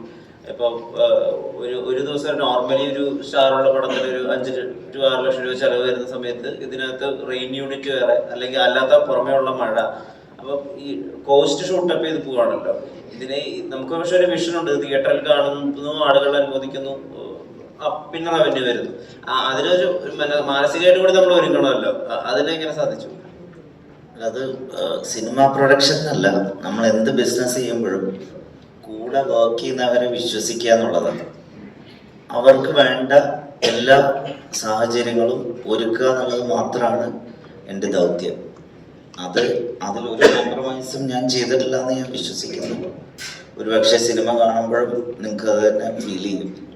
പിന്നെ നേരത്തെ പലരും പറഞ്ഞ പോലെ ഒരുപാട് എന്താ പറയുക, അൺഎക്സ്പെക്റ്റഡ് അൺപ്രസിഡന്റഡ് സിറ്റുവേഷൻസ് ഒക്കെ ഉണ്ടായിട്ടുണ്ട്. അതെല്ലാ ബിസിനസ്സിലും അത് നമ്മൾ ഓരോ തീരുമാനങ്ങൾ എടുത്ത് മുന്നോട്ട് പോകാന്നേ ഉള്ളൂ. നൗഫലിലെ ഏറ്റവും ഉള്ള ഈ സിനിമയുടെ ലൊക്കേഷനാണ് ഞാൻ വന്ന് കണ്ടിട്ടുള്ളതാണ്. ഇതിനുശേഷം സിനിമ നമുക്ക് തീരുന്നു, പിന്നെ സെൻസറിലേക്ക് എത്തുമ്പോഴാണ് എനിക്ക് തോന്നുന്നു നൗഫലിന് വല്ലാതെ ഒരു മനപ്രയാസം ഉണ്ടായിരുന്നാണ്. എനിക്ക് പേഴ്സണലി അറിയാം, വല്ലാത്തൊരു മനപ്രയാസത്തിലേക്ക് പോകുന്നു. ട്രിവാൻഡ്രത്ത് സെൻസർ കിട്ടാതെ കിടന്നു, പിന്നീട് ബോംബെയിൽ കിടന്നു, കുറേ ദിവസം ബോംബെയിൽ ഡിജോയ് ആയിട്ട് നമ്മൾ കഴിയുന്നു. ആ സമയത്തൊക്കെ മനസ്സിൽ വളരെ ബുദ്ധിമുട്ടുണ്ടായി കാണും, തീർച്ചയായിട്ടും ഉണ്ടായി കാണും. അത് നമ്മളൊരു സിനിമ പ്രേക്ഷകർക്ക് കൊടുക്കുകയാണ്. ഇതിനു മുമ്പ് സെൻസർ കത്രയെ വെച്ചിട്ടുണ്ട്, പല സ്ഥലത്തും കത്രയെ വെച്ച ചരിത്രം വരുന്നുണ്ട്. അത്തരം ഒരു അനുഭവം എങ്ങനെയാണ് ഒന്ന് ടോവിയൊക്കെ ആയിട്ട് ഫോൺ വിളിക്കുമ്പോൾ, സ്ക്രിപ്റ്റൊക്കെ ആയിട്ട് ഫോൺ വിളിക്കുമ്പോഴൊക്കെ എന്തായിരുന്നു ഒരു അനുഭവം ഫീൽ? അല്ല, ഞാൻ ഏത് സാഹചര്യം എൻജോയ് ചെയ്യുന്ന ആളാണ്. സീരിയസ്ലി ഞാൻ ശരിക്കും എൻജോയ് ചെയ്തു ആ സെൻസറിൻ്റെ കാര്യം. എൻ്റെ ജീവിതത്തിൽ ആദ്യമായിട്ടാണ്, എനിക്ക് തോന്നുന്നു ഒരുപാട് പ്രൊഡ്യൂസേഴ്സൊന്നും ഈ ഒരു സെൻസർ പ്രോസസ്സിലൂടെ പോയിട്ടുണ്ടെന്ന് എനിക്കറിയില്ല. പക്ഷെ ഞാൻ എൻജോയ് ചെയ്തു, പരാതികളില്ല. എല്ലാ സാഹചര്യവും എൻജോയ് ചെയ്യാന്നുള്ളതാണ് ഞാൻ എപ്പോഴും ശ്രദ്ധിക്കാറ്. അല്ലെങ്കിൽ നമുക്ക് അതിനോടൊരു മടുപ്പ് തോന്നുമല്ലോ. അപ്പോൾ അത് തോന്നാണ്ടിരിക്കാൻ ഞാൻ ആ സാഹചര്യം എൻജോയ് ചെയ്തു. ആ പ്രോസസ്സിനെ അറിയാൻ പറ്റി.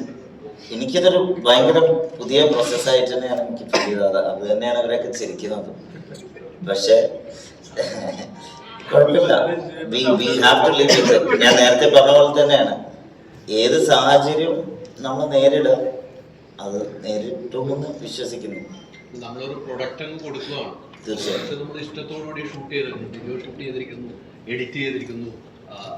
ടോവിയാണെങ്കിൽ നല്ല ഗംഭീരമായിട്ട് അഭിനയിക്കും. ആ സാധനങ്ങളൊക്കെ ഒരു പല ആർട്ടിസ്റ്റുകളിലെ പല ഭാഗങ്ങളാണ് ഇവർ സെൻസർ ബോർഡ് പറയുന്നത്. അത് നമ്മൾ കേട്ടിരിക്കുമ്പോൾ നമ്മുടെ മാനസികാവസ്ഥ ഉണ്ടല്ലോ. അല്ല, ഫോർച്ചുനേറ്റ്ലി നമുക്ക് ഈ പ്രോസസ്സിലൂടെയൊക്കെ പോയെങ്കിൽ പോലും ഒരുപാട് കട്ടുകളൊന്നും നമുക്ക് വന്നിട്ടില്ല. ചെറിയ വളരെ മൈന്യൂട്ട് ഡിഫറൻസുകളെ വന്നിട്ടുള്ളൂ. അതല്ലാണ്ട് സെൻസർ ബോർഡ് കാര്യമായി കത്തി വെച്ചു എന്ന് ഒരിക്കലും ഞാൻ പറയില്ല, ചെയ്തിട്ടുമില്ല. അവരും സഹകരിച്ചിട്ടുണ്ട് നമ്മുടെ കൂടെ, അല്ലേ?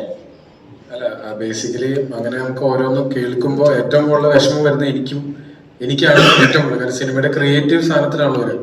അപ്പം എനിക്ക് ഭയങ്കര പെയിൻഫുൾ ആവുകയാണെങ്കിൽ പോലും നൗഫലിനെ സംബന്ധിച്ചോളം നമ്മൾ പ്രോമിസ് ചെയ്യുന്ന ഒരു ഡേറ്റ് ഉണ്ട്. അത് പലപ്പോഴും നമ്മൾ അറിഞ്ഞോ അറിയാതെയോ മാറിപ്പോകുന്നതിലാണ് നൗഫൽ ഏറ്റവും. നൗഫൽ മാത്രമല്ല, അതും ഞങ്ങളുടെ എല്ലാവരുടെയും. അതുകൊണ്ടാണ് ബേസിക്കലി ഇന്നിപ്പോൾ പ്രസ് മീറ്റിന്റെ ഉദ്ദേശം. കാര്യം 9 എന്ന് പറഞ്ഞു, പിന്നെ നമ്മളത് മാറ്റി ഇലക്ഷൻ ആയതുകൊണ്ട് 10 വെച്ചു. പക്ഷെ നമുക്ക് സെൻസറിന്റെ ഇതും ഇഷ്യൂ സർട്ടിഫിക്കറ്റ് കിട്ടാതെ വന്നുകൊണ്ട് അത് 15 മാറ്റി. അപ്പോൾ ഡേറ്റ് ഫൈനലി നമ്മൾ പ്രോമിസ് ചെയ്ത് നമുക്ക് ഡെലിവറി ചെയ്ത് നമ്മൾ വിഷുവിന് എത്തിക്കാൻ പറ്റിയതിൽ സന്തോഷമുണ്ട്. പക്ഷെ എനിക്ക് തോന്നുന്നു നമ്മൾ ഈ സിനിമ തുടങ്ങുമ്പോഴേ വിഷു ആണ് നമ്മുടെ വിഷുവിന് റിലീസ് എന്നുള്ളതാണ്. അപ്പൊ കഴിഞ്ഞ എൻ്റെ സിനിമ ഞാനും ടോബിയും പാർട്ട്ണർ ചെയ്ത അതും മരണമാസം വിഷുവിനാണ് റിലീസ് ചെയ്തത്. അന്നേ ഞങ്ങൾക്കൊരു ആഗ്രഹം ഉണ്ടായിരുന്നു അടുത്ത വിഷുവിനെ പള്ളിച്ചട്ടമ്പി എത്തിക്കണമെന്ന്.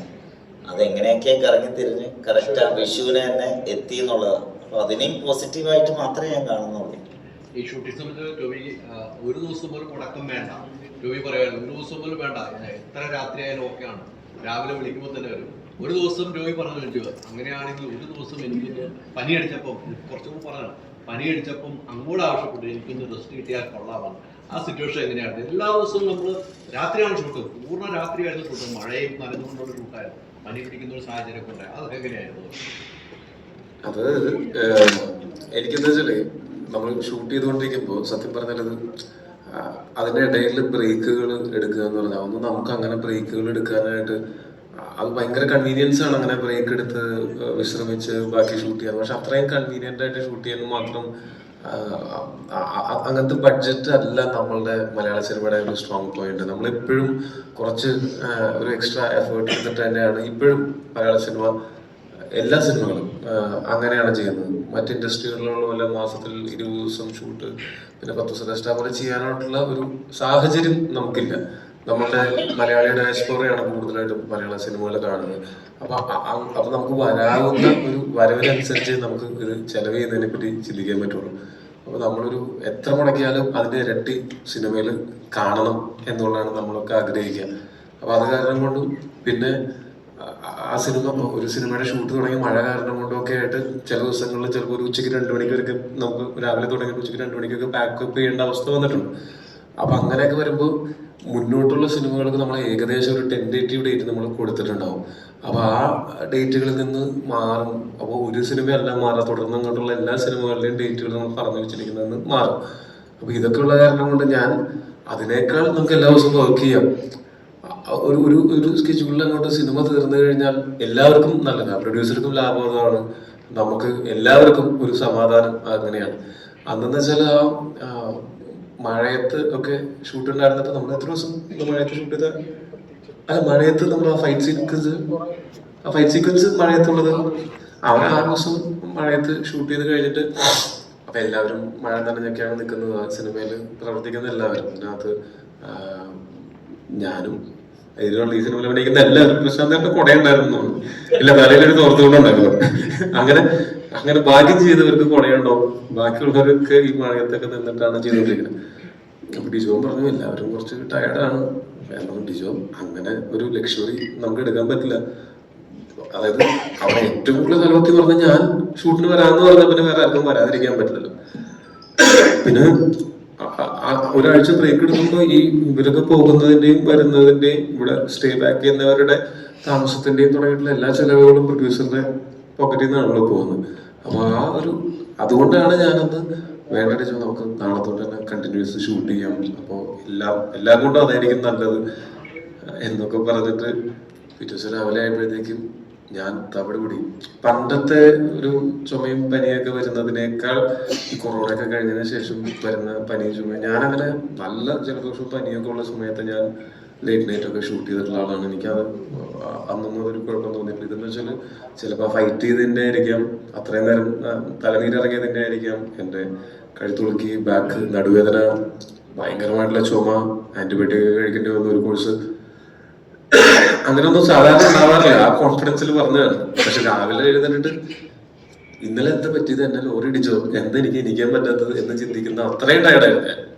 അപ്പോഴാണ് ഞാൻ ടീച്ചറിനെ വിളിച്ചിട്ട് ഇന്നലെ പറഞ്ഞ് ഞാൻ തിരിച്ചെടുത്തിരിക്കുന്നു, നിങ്ങൾ ഷൂട്ട് ചെയ്യാൻ പറ്റുമെങ്കിൽ ഷൂട്ട് ചെയ്തു. ഞാനൊരു 2 ദിവസം 3 ദിവസം കഷ്ടപ്പെട്ടു. ഒരു 3-4 ദിവസത്തേക്ക് ഭയങ്കര ക്ഷീണവും ഒക്കെ ആയിരുന്നു. അതങ്ങനെ എപ്പോഴും സംഭവിക്കാറില്ല, അത് വല്ലപ്പോഴും സംഭവിക്കണതാണ്. അത് സാധാരണ പനി ആയിരുന്നു. കൊറോണയുടെ വേരിയന്റ് വന്ന് എന്റെ അഹങ്കാരത്തിന് എനിക്ക് നല്ല ശിക്ഷയായിരിക്കും. അഹങ്കാരമല്ല, അത് സതുദ്ദേശത്തോടുള്ള ഒരു എന്തായിരുന്നു. എന്തുവന്നാലും പനി ഉണ്ടെങ്കിലും ജലദോഷം ഉണ്ടെങ്കിലും നമുക്ക് ഷൂട്ട് ചെയ്യാൻ പറ്റുമോ, അത് അങ്ങനെ നമ്മളത് നോക്കണ്ട എന്നൊക്കെ വിചാരിച്ചു. അങ്ങനെ ഞാൻ ഷൂട്ട് ചെയ്തിട്ടുള്ള എന്റെ കോൺഫിഡൻസിൽ അത് പറഞ്ഞത്. പക്ഷെ ഇതില് കുറച്ച് നമ്മൾ തകർന്നു പോയി. പക്ഷെ അത് കാരണം കൊണ്ട് എനിക്ക് കുറച്ച് കെയർഫുൾ ആണ്. ഞാൻ വൈറ്റമിൻ സി ഒക്കെ കഴിക്കുന്നുണ്ട്, ഇമ്മ്യൂണിറ്റി കൂട്ടാനുള്ള. ജയ്സായി 4 സിനിമകളിൽ ഒരുമിച്ച് ഡിജോയായിട്ട് ആ 4 സിനിമ ചെയ്ത ഒരു എക്സ്പീരിയൻസ് ഡിജോ ഇപ്പൊ അവിടെ നിൽക്കുന്നു. അങ്ങനെ ഞങ്ങൾ എപ്പോഴും അടിയുള്ളൂ. സ്ക്രിപ്റ്റ് പറയുമ്പോൾ തന്നെ ഞാനാണെങ്കിൽ ഏറ്റവും അടക്കുന്നത്. അപ്പൊ പിന്നെ അവൻ എന്നെ കൺവിൻസ് ചെയ്യും. പിന്നെ എല്ലാ കാര്യത്തിലും ലിജോയ്ക്ക് ആ സ്ക്രിപ്റ്റിലുള്ള കോൺഫിഡൻസ് തന്നെ അവസാന റിസൾട്ടിൽ അൾട്ടിമേറ്റ്ലി എന്നെ സർപ്രൈസ് ചെയ്ത് തന്നെ ലിജോ പടം ഫിനിഷ് ചെയ്യുമ്പോൾ കൊള്ളാം എന്ന് പറഞ്ഞിട്ടുണ്ട്. കാരണം ഞാൻ ഭയങ്കരമായിട്ട് ഓരോ പോയിന്റും എടുത്ത് പറയും ഒരു സ്ക്രിപ്റ്റ് കേൾക്കുമ്പോൾ തന്നെ ആ ഡിസ്കഷൻസിലൊക്കെ. പക്ഷെ ഡിജോയിലുള്ള ഒരു അഡ്വാൻറ്റേജ് വെച്ചാൽ ഒരു കോമൺ മാനായിട്ടുള്ള ഒരു കണക്ട്.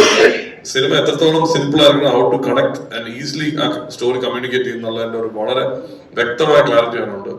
പിന്നെ ഏത് ഹീറോയിനും അല്ല, I think he has a nice knack to നന്നായിട്ട് പ്രസന്റ് ചെയ്യാനും അവരുടെ ആ ബെസ്റ്റ് എഫേർട്ട് പുറത്തുവിടണം. അത് തന്നെ ഈ ടോബിയുടെ എഫേർട്ട് നാളെ നിങ്ങൾ കാണുമ്പോൾ മനസ്സിലാവും എങ്ങനെയാണ് ടോബിനെ യൂസ് ചെയ്തിരിക്കുന്നത്. ആദ്യ സിനിമയിൽ എത്രമാത്രം വ്യത്യാസമുണ്ട് അത് ഇപ്പൊ നാളെ നിങ്ങൾ കാണുമ്പോൾ അളക്ക് എനിക്ക് തോന്നുന്നു ആ എഫേർട്ട് തന്നെ ഇപ്പൊ തളരാതെ ഇത്ര 4ാമത്തെ പടം ചെയ്യുന്നില്ലേ. അപ്പൊ അതിന് അത് തന്നെ ഈ സിനിമയ്ക്ക് വേണ്ടി ഏറ്റവും കൂടുതൽ വഴക്ക് പിടിച്ചത് എവിടെയായിരിക്കും? അത് ഫസ്റ്റ് സ്ക്രിപ്റ്റ് നറേഷൻ തൊട്ട് വഴക്കായിരുന്നു. പക്ഷെ അത് ഓരോ പോയിന്റിലും ഇംപ്രൂവ് ചെയ്ത് ഐ മീൻ അടുത്ത വേർഷൻ വന്ന് ടോബിയോ ഡിസ്കസ് ചെയ്യും, പിന്നെ തിരിച്ചു വരും.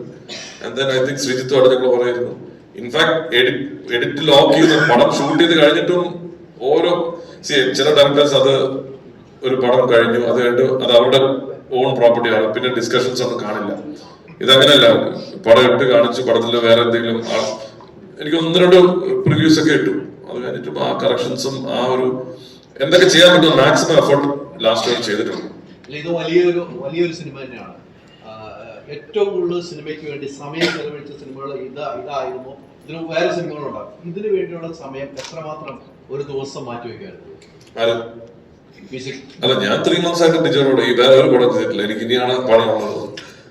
ജാൻ തൊട്ട് ഈ മാർച്ച് എൻഡ് വരെ ഫുൾ പള്ളിച്ചട്ടമ്പിലായിരുന്നു. ഏറ്റവും കൂടുതൽ അത് ഞങ്ങൾ ചെയ്ത ഏറ്റവും 3 പടത്തിൽ ഏറ്റവും കൂടുതൽ ടൈം സ്പെൻഡ് ചെയ്തത് ഈ പടത്തിലാണ്.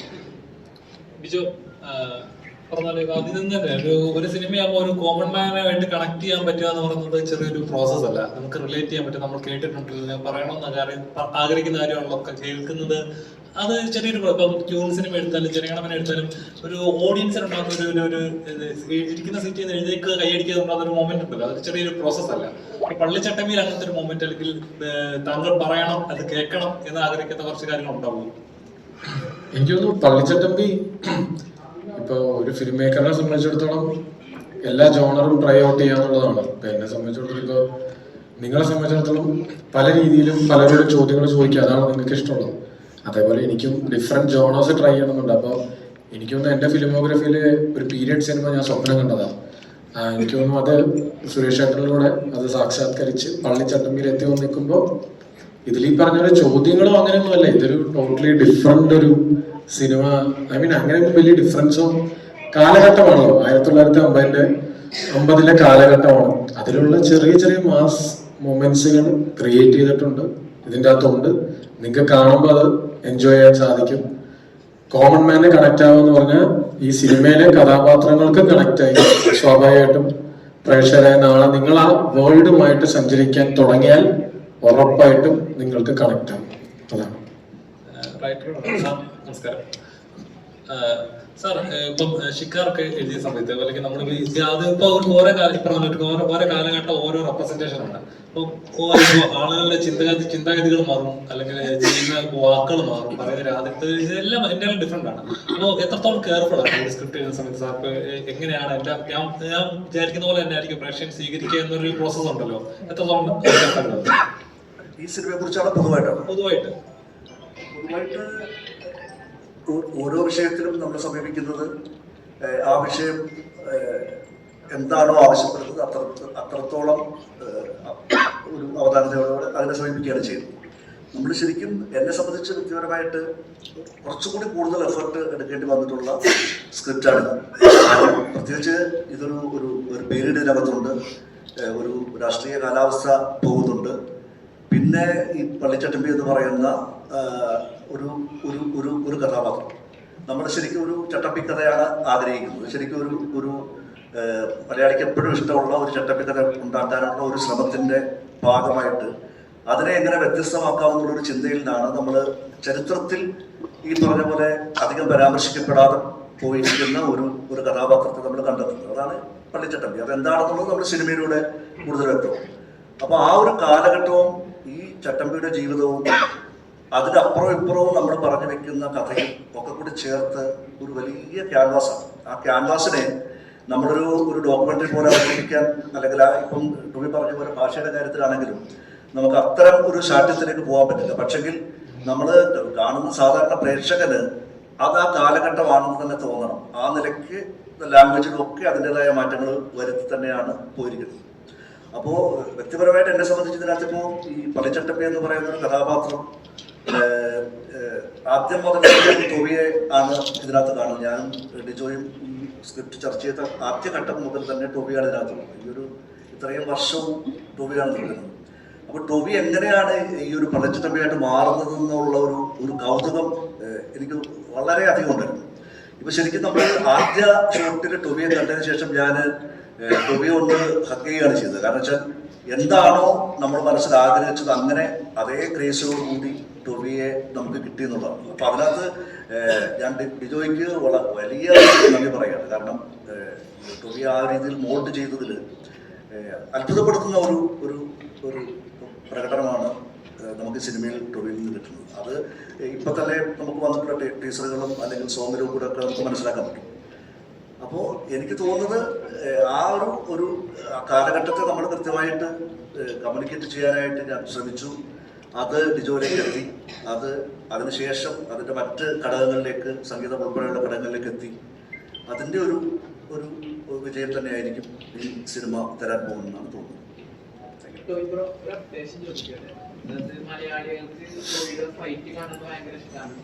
അത് ഇനി 2026 അമൽനീരന്റെ ഫെയിമില് കാണാതെ ഇരട്ടി മുതലാണ്. വലിയ രീതിയിലുള്ള കാസ്റ്റാണ് വരാൻ ഷാഫുഖ, ടൊബിനോ, നെസ്ലിനി, ശ്രീനാഥ് വാസി, ഇത് സൗബിക. കുറെ അധികം താരങ്ങളുണ്ട്. ഈ എക്സൈറ്റ്മെന്റ് എത്രത്തോളം പടത്തില് ഫ്രെയിമിൽ വരാന്നുള്ളത് പറയുന്നത്? അത് ഞാനിവിടെ ഇരുന്ന് പറയുന്നതാണോ ഒഫീഷ്യൽ അനൗൺസ്മെന്റ് വരുന്നതാണോ ശരിക്കും എക്സൈറ്റിംഗ്? സത്യസന്ധമായിട്ട് പറയാം. എന്നാ പിന്നെ നമുക്ക് അതിനെ വെയിറ്റ് ചെയ്ത് കൊടുക്കാം. അല്ല അല്ല എന്ത് പറഞ്ഞാലും സ്പോയിലർ അല്ലേ? അതായത് ആ സിനിമയുടെ ഭാഗത്തു നിന്നുള്ള ആൾക്കാർ പുറത്തുവിടാത്ത എന്ത് കാര്യം ഞാൻ വന്നിരുന്ന് പറഞ്ഞാലും സ്പോയിലർ അല്ലേ? അല്ലേ അല്ലേ? അത് നിന്നെ ഉദ്ദേശിച്ചുകൊണ്ട് ബാക്കിയുള്ള എല്ലാവരുടെയും സ്പോയിലർ ആക്കണം എന്ന് പറയുന്നത് എന്തൊരു സെൽഫിഷാണ്. നീ ഞാൻ ആഗ്രഹിച്ചല്ലോ ജീവിതത്തില് കുറച്ചും കൂടെ ഒക്കെ മറ്റുള്ളവരോട് കൺസിഡർ ചെയ്യാൻ ജീവിക്കുന്നു.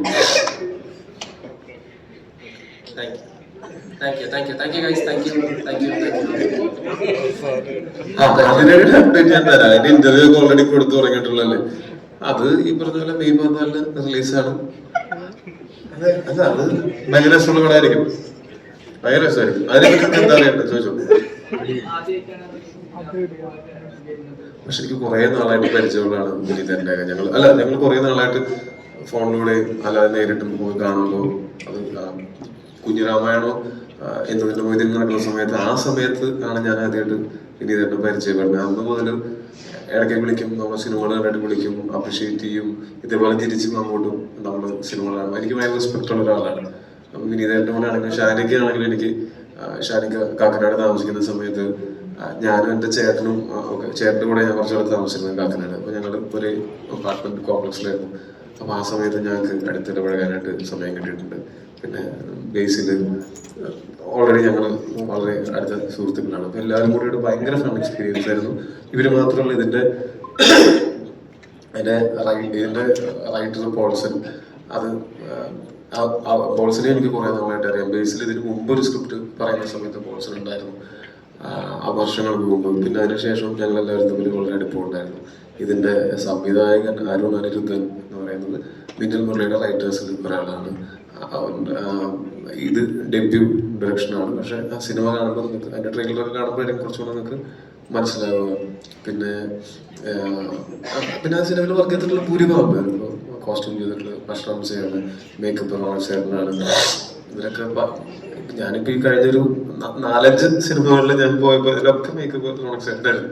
അതുകൊണ്ട് എനിക്ക് എൻ്റെ ലുക്കിനെ പറ്റി ടെൻഷൻ ഇല്ലായിരുന്നു. നമ്മൾ നോക്കിക്കൊള്ളുന്നു. അപ്പൊ ഇതുപോലെ പരിചയമുള്ള ആൾക്കാരാണ് അതിലുണ്ടായിരുന്നത് ഭൂരിഭാഗം പേരും. പിന്നെ ആരൊക്കെ ഞാൻ പേര് പറയാൻ വേണ്ടി ഇവരെല്ലാവരും കൂടി ഒരു ഭയങ്കര രസമുള്ള എക്സ്പീരിയൻസ് ആയിരുന്നു അതിന്റെ ഷൂട്ട്. അത് സിനിമയിലും പ്രതിഫലിക്കും തീർച്ചയായിട്ടും. ഓക്കെ, ഞങ്ങൾ ബാക്കിൽ വന്നിരുന്ന് ഇക്കളിയാക്കും. ഒന്ന് ചെയ്യും. കോമഡി ഒക്കെ ഉണ്ടാവാൻ സാധ്യത.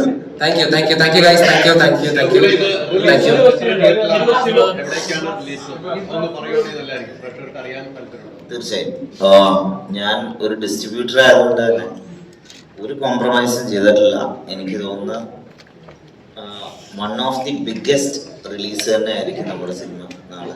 ലോകം മുഴുവൻ ഏതാണ്ട് 34ഓളം രാജ്യങ്ങളിൽ സിനിമ ഇറങ്ങുന്നുണ്ട്.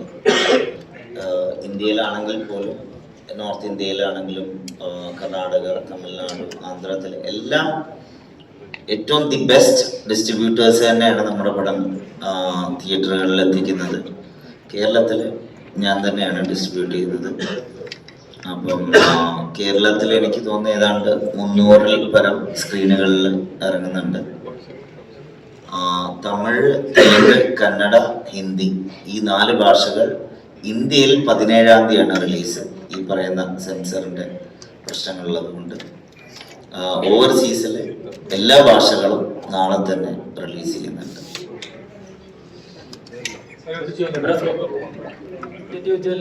അത് ഒരു നോട്ടബിൾ ക്യാരക്ടർ ആയിരുന്നു ചെയ്തിരുന്നത്.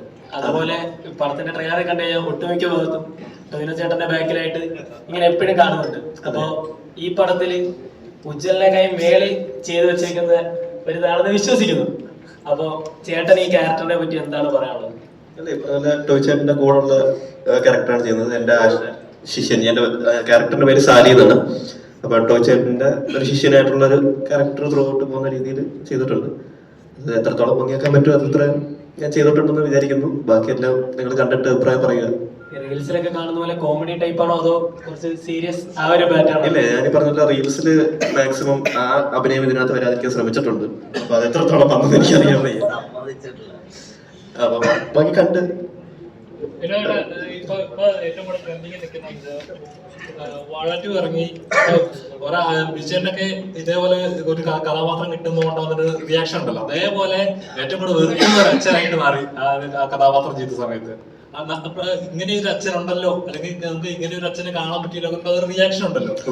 ആ ഒരു കഥാപാത്രം കൊടുക്കുന്ന ഒരു റിസൾട്ട് ആണ്. പള്ളിച്ചട്ടമ്പിൽ അതേപോലത്തെ ഒരു ആക്ടറിനെ അങ്ങനത്തെ ഒരു ബ്രേക്ക് ത്രൂ കിട്ടുന്ന ഒരു കഥാപാത്രം കിട്ടുന്ന ചെറിയൊരു കാര്യമല്ല ഇതിലെ കഥാപാത്രത്തിൽ. വാഴയില് ഈ പറയുന്നോട്ട് എല്ലാരും വെറുക്കുന്ന ഒരു കഥാപാത്രമാണ് വാഴയില് എന്നെ വെച്ചിരിക്കുന്നത്. പക്ഷെ ലിജോ അതുപോലെ തന്നെ ലെവലിലാണ് ഇത് വെച്ചിരിക്കുന്നത്. നമ്മുടെ വലിയൊരു പെർഫോമൻസ് അല്ലെങ്കിലും വലിയ സിനിമയുടെ ഭാഗമായിട്ട് ഒരു കൃത്യമായ സ്ഥാനത്ത് എന്നെ പ്ലേസ് ചെയ്തിട്ടുണ്ട് ലിജോ. അതാണ് എനിക്ക് പറയാനുള്ളത്. Thank you. ഒപ്പം വാഴ എന്ന സിനിമ വൺ ഹിറ്റായി എന്റെ ഭാഗമാകാൻ കഴിഞ്ഞുള്ള സന്തോഷം കൂടി ഞാൻ അറിയിക്കാം. Thank you. ചേട്ടാ, ശിഷ്യനെ പറ്റി 2 പേർക്ക് ഇത്ര ചോദ്യം ഉണ്ടായിട്ട് ഇവർ ഇത്ര ലാസ്റ്റ് വരെ വെയിറ്റ് ചെയ്ത് എന്തിനാണ് എല്ലാവർക്കും ഉള്ള ക്വസ്റ്റ്യൻ കയ്യിലുണ്ടായിട്ടാണോ? ഭയങ്കര അടിപൊളിയായിരുന്നു. അതായത് ഞാൻ കുഡൂസ് മീഡിയയുടെ വീഡിയോസ് ഒക്കെ മുമ്പ് കണ്ടിട്ടുണ്ടല്ലോ. എന്നെക്കാളും കൂടുതൽ വീട്ടിലെ പിള്ളേരുള്ള കാരണം അവരാണ് കുറച്ചും കൂടെ നമ്മളെക്കാൾ ഇതിലൊക്കെ അപ്ഡേറ്റഡ്. അപ്പൊ അങ്ങനെ എനിക്കറിയാം, ഞാൻ എല്ലാവരും കൂടി ഇരുന്നിട്ട് ഇങ്ങനെ ഐപാഡ് കാണുന്നൊരു പരിപാടിയുണ്ട് ഉറങ്ങുന്നതിന് മുമ്പ്. അപ്പൊ ആ സമയത്ത് ഞങ്ങൾ കാണുന്നത് റീൽസിന്റെ തീർച്ചയായിട്ടും കുഡൂസ് മീഡിയ ഉണ്ടായിട്ടുണ്ട്. അപ്പൊ ഡിജു പറഞ്ഞു നിബ്രാസ് ആണ് ചെയ്യുന്നതെന്ന് പറഞ്ഞപ്പോ തൊട്ട് എനിക്ക് അറിയാമായിരുന്നു നിബ്രാസ് ആണെന്നുള്ളത്. പിന്നെ വന്നിട്ടാണെങ്കിൽ നമ്മൾ ഭയങ്കര എളുപ്പത്തില് നമ്മൾ സിങ്കായി അങ്ങനെ എല്ലാ ദിവസവും അത്യാവശ്യം നല്ല ഫണ്ണായിട്ട് തന്നെയാണ്. പിന്നെ വയ്യാത്ത കുട്ടിയായതുകൊണ്ട് അവൻ വളരെ ആരോഗ്യവാനാണ് അല്ലേ? അല്ല, ഭയങ്കര രസമായിരുന്നു. ഇടയ്ക്ക് നിബ്രാസിന്റെ സുഹൃത്തുക്കളും ലൊക്കേഷനിൽ വരാറുണ്ട്, അവരെയും പരിചയപ്പെടാൻ പറ്റിയിട്ടുണ്ട്. അടിപൊളിയാണ്. നിബ്രാസിനും എല്ലാവിധ ആശംസകളും. ഇനിയും തുടരെ ഗംഭീരമായിട്ടുള്ള കഥാപാത്രങ്ങളും നല്ല സിനിമകളിലെയും ഭാഗമാകാനും പറ്റട്ടെ എന്ന് ആശംസിക്കുന്നു. Okay, thank you so much. അപ്പം